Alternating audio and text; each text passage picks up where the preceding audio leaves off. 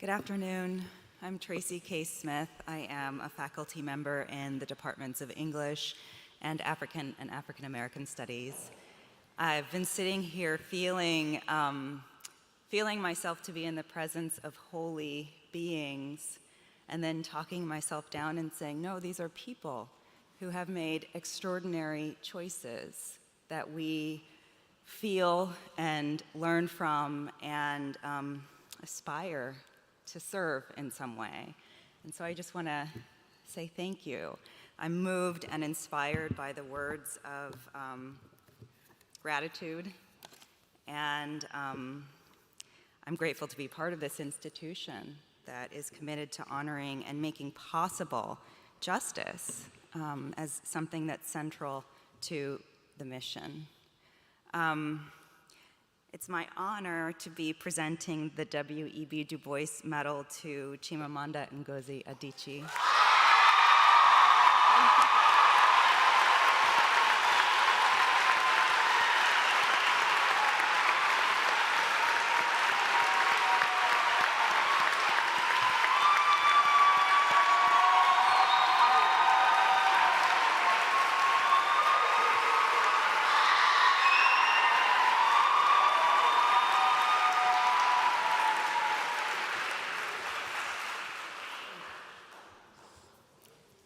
Adichie is one of the most celebrated writers of our time.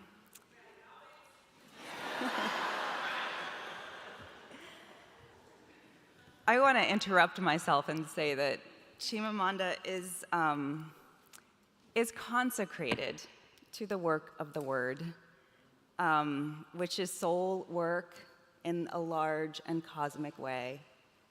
You have a vision that is large, but it begins in small, intimate, particular spaces.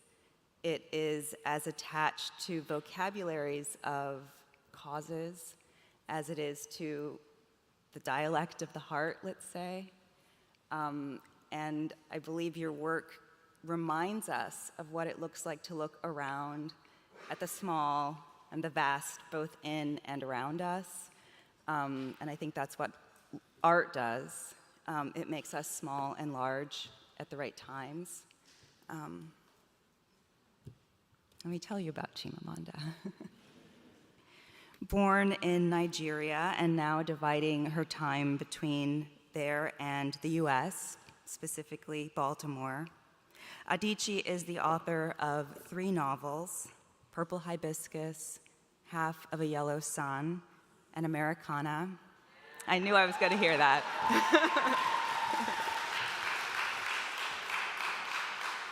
As well as a short story collection, a book-length essay, a manifesto presented as Letters to a New Mother, and her most recent work, Notes on Grief, which is a lyrical and complex and vulnerable reflection on the death of her father. She's won numerous literary prizes, among them the Commonwealth Writers' Prize for Best First Book, the Orange Prize, the National Book Critics Circle Award. She's also the recipient of a MacArthur Genius Award. She's received more than a dozen honorary degrees and has held prestigious fellowships, including one right here at Harvard Radcliffe Institute in 2011 and 12. Her books have landed on syllabi across continents and have been selected for several One City, One Book reading programs. Sometimes I have a book that I love so much and feel is so important that I wish everybody, in a population would be given a copy of the book to read, which is precisely what happened when every 16-year-old in the country of Sweden was given one of Adichie's books.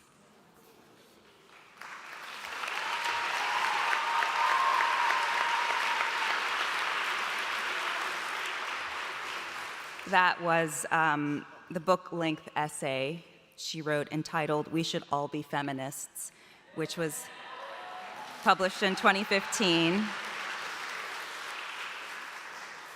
It originated in a landmark TED Talk in 2012, and 3 years before that, she delivered her first landmark TED Talk, The Dangers of a Single Story.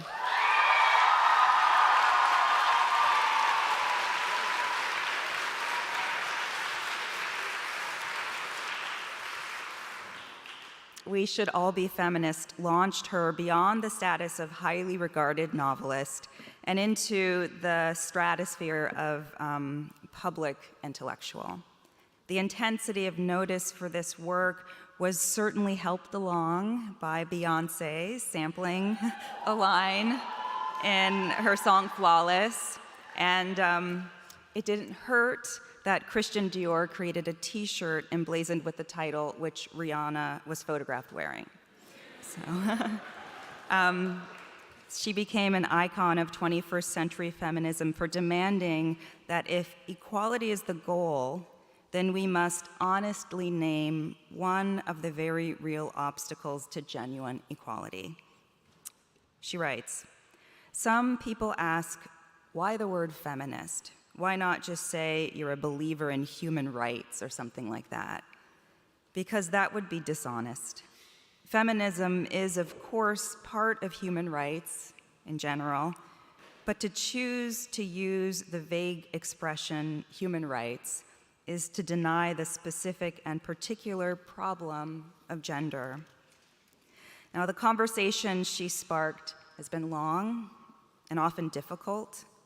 And to all of the hundreds of students that are here with us today, I want to remind you that your task is to help carry this conversation forward by making use of the full measure of your gifts, your wisdom, intellect, courage, conscience, the particular contours of your own as yet lived experience, and your humility.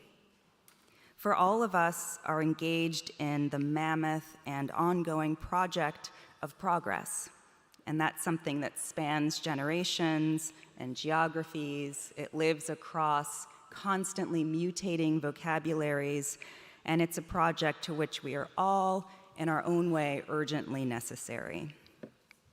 In her essays and talks, Adichie warns against the false comforts of a single story in a world that is roiling with conflicting and contradictory and reality-expanding stories, all distinct, all necessary. In her novels, Adichie has brought African voices to the attention of the wider world. She's cast African immigrant experience in stories that are once universally resonant and gloriously precise, particular to the worlds in which they are born.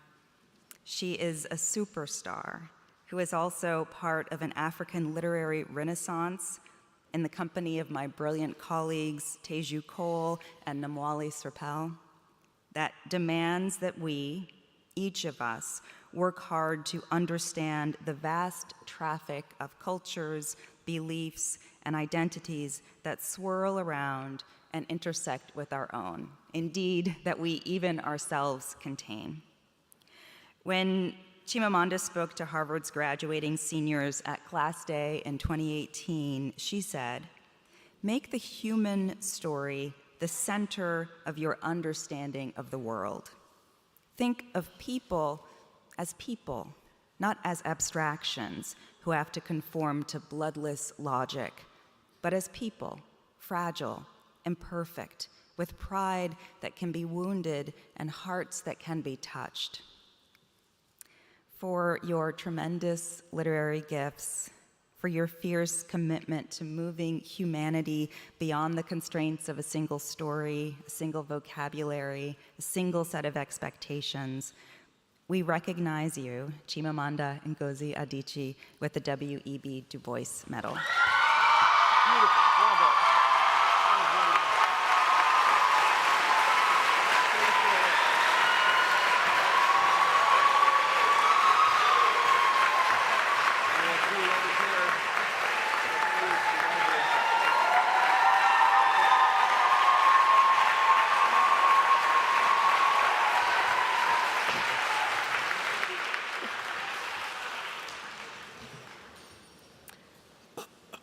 I'm not crying.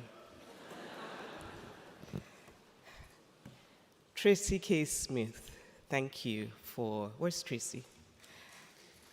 Tracy is a goddess of literature, and I am so moved by her introduction, just so moved that it's her who gets to introduce me. I think we first met years ago at Princeton, and I followed Tracy's work since I actually found comfort in your memoir when I was dealing with the immediate aftermath of my own grief.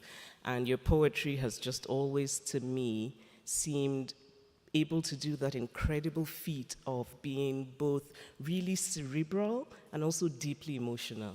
Thank you, Tracy.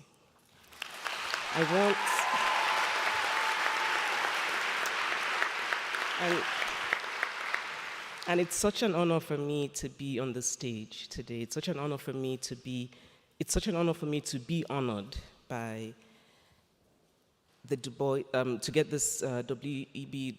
Du Bois medal for so many reasons. And I want to start with the first one. And the first reason is actually a man seated here on the stage who I call my Uncle Skip, who is also known as Professor Henry Louis Gates Jr. I just want to say thank you to you, because I think it's so important to give people their flowers, preferably publicly. Uncle Skip is such an icon, but it's really for your work. You have made African American history, African American literature mainstream, normal, as it should be. And what moves me even more is that you understand the largeness of the Black experience. You understand how we're all connected. You understand that in America and in the Black diaspora, in Africa, we're Black in different ways, but we are all Black.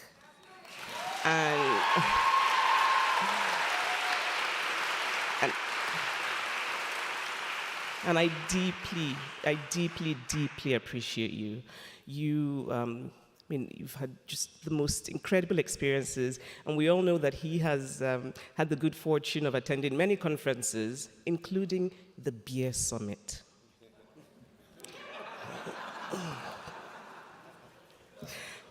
I won't say anything more about that. I have a lot to say about that, but I won't. I have family here, and the reason I want to talk about two members of my family who are here is that in many ways they are part of my story of being here on the stage. I left Nigeria to go to come here to the US to go to college because I was fleeing the study of medicine. I had been in medical school for a year in Nigeria because, in Nigeria, if you do well in school, everybody just tells you you have to be a doctor, and you find yourself just going along with it, even though you know that you want nothing less. The last thing you want in your life is to be a doctor. So I did go into medical school, and after a year, I had to flee. Not only because I was writing little bits of stories at the backs of my anatomy textbooks, but also just because I knew that I was made to tell stories. That's the thing that really meant the most to me was telling stories. But the reason that I could come to the US is that I happened to have a family member who already was in the US, my sister Rosemary, who is here, and her husband W.E.B, who is also here.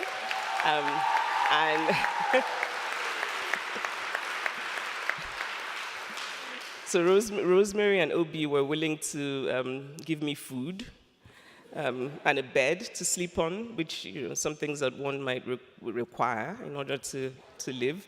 And so that in some ways they made it possible for me to come to the US. And had I not left Nigeria to come to the US, I think I would still have kept writing because I had it all figured out, actually. I had imagined that I would study psychiatry and that I would then see patients during the day, and that at night I would then use the stories my patients had told me to write my fiction. But even that wasn't consolation enough, so I really had to flee. And I'm just really grateful to my family for their support. My little brother Kene is here, and also my sister and brother-in-law's son, my nephew Tokes. And I must tell you that when I called Tokes to ask if he would like to come, and I said, this is a big deal, I'm very excited about it, he said, Auntie, I don't know. Then I said, well, Kareem Abdul-Jabbar is going to be there. And then he's like, what time, Auntie? So, Mr. Abdul-Jabbar, I hope you'll give him the honor of a photograph at some point. Writing is the love of my life, and literature has mattered to me for so long, and it's always so meaningful for me to have my work recognized. It never gets old. I love selling books. There is that house in Nigeria that I want to buy, but the most meaningful thing for me as a writer is to know that I can create something that means something to other people. And so what moves me the most is to hear from people who have read me and who say, your work made me feel seen, your work made me think differently, your work made me feel that I was not alone. And so I'm so grateful for this award because, again, it just makes me think that what I am doing matters. And it's a gift. It's a gift to feel that what you're doing matters. And for the young people who are here, if you care about anything, please care about reading. Reading is so important. Reading is magical. Books are magical.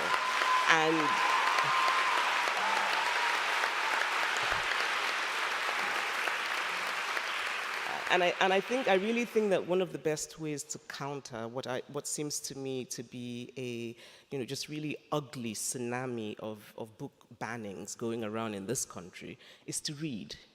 The only way that we can answer to censorship of books is to read books. And so for you young people, I just want to make a very small suggestion. How about you give up social media for 2 weeks, 3 weeks, a month, and read. Thank you so much. This has been such an honor for me.